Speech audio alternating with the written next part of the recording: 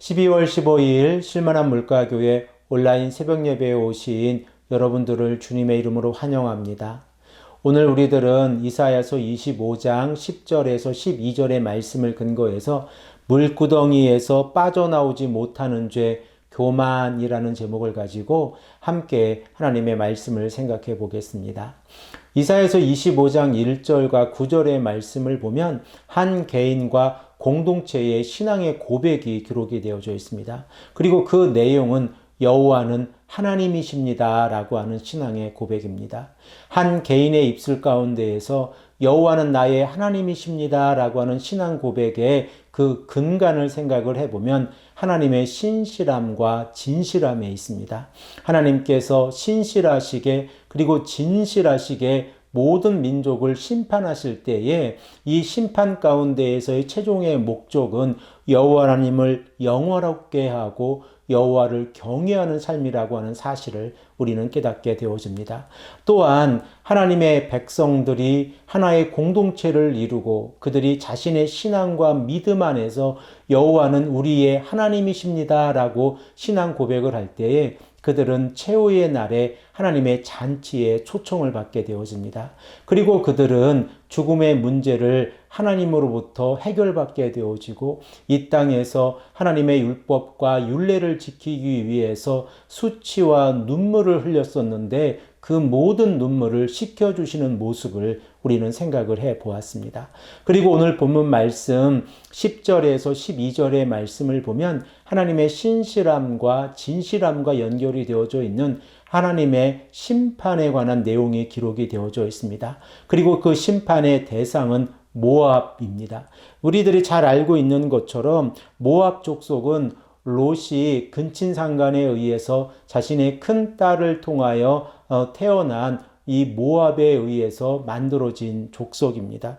그러므로 모압의 백성들은 창세기로부터 존재하고 있었고 그리고 그들은 모세가 이스라엘의 백성들을 이끌고 가나안에 들어갈 때에 모압의 땅을 지나가는 것을 허락하지 아니하였습니다. 또한 이스라엘의 백성들이 모압 땅 시딤에 머물고 있었을 때에 이 모압의 여인들에 의해서 음란한 죄를 저지르게 되어졌는데 그 결과 모압의 족속은 여호와의 총회에 들어가지 못하고 있다는 사실을 우리는 성경을 통하여 알고 있습니다.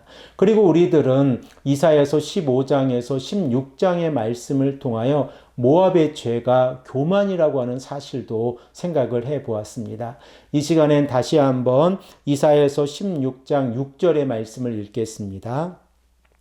우리가 모압의 교만을 들었나니 심히 교만하도다. 그가 거만하여 교만하며 분노함도 들었거니와 그의 자랑이 헛되도다.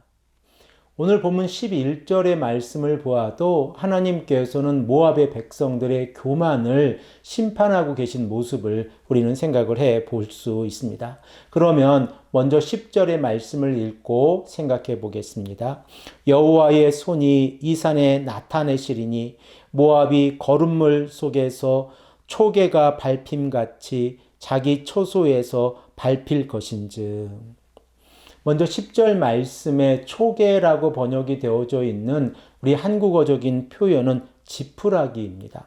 그러므로 하나님께서 거름물 구덩이에서 지푸라기를 짓밟듯이 이 모압의 백성들을 짓밟아 버리시겠다라고 말씀을 하고 있습니다. 그리고 그 죄가 어떠한 죄인가를 11절에 기록하고 있는데 그 죄된 성품은 교만입니다. 그리고 하나님께서는 교만을 어떻게 다루고 있으신지를 11절의 말씀을 통하여 우리가 깨닫게 되어집니다. 우리 다 함께 11절의 말씀을 읽겠습니다. 그가 헤엄치는 자가 헤엄치려고 손을 펴같이 그 속에서 그의 손을 펼 것이나 여호와께서 그의 교만으로 인하여 그 손이 능숙함에도 불구하고 그를 누르실 것이니라. 모압의 백성들이 지금 물구덩이에 빠져 있습니다. 그리고 그들은 자신들의 힘을 가지고 이 물구덩이에서 헤엄쳐 나올 수 있는 힘을 가지고 있습니다. 그런데 하나님께서 모압 백성들의 교만을 보시고 그들이 물구덩이에서 빠져나오지 못하도록 눌러버리시겠다라고 말씀을 하고 있습니다.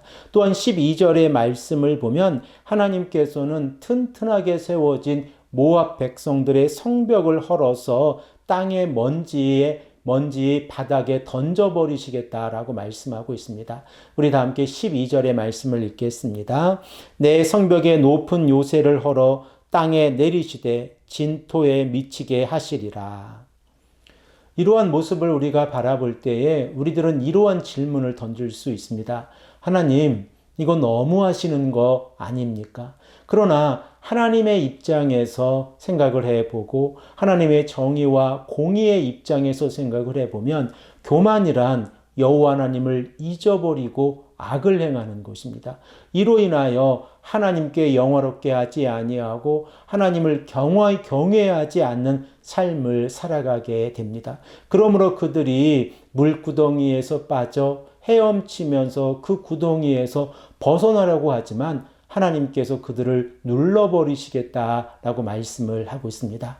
오직 겸손하게 여호와 하나님을 경외하는 자들, 곧 하나님을 두려워하고 공경하는 모습으로 하나님 앞에서 살아가는 자들을 하나님께서 사랑하시고 그리고 하나님께서 그들을 하나님의 백성으로 삼아주신다고 하는 사실을 깨닫게 되어집니다.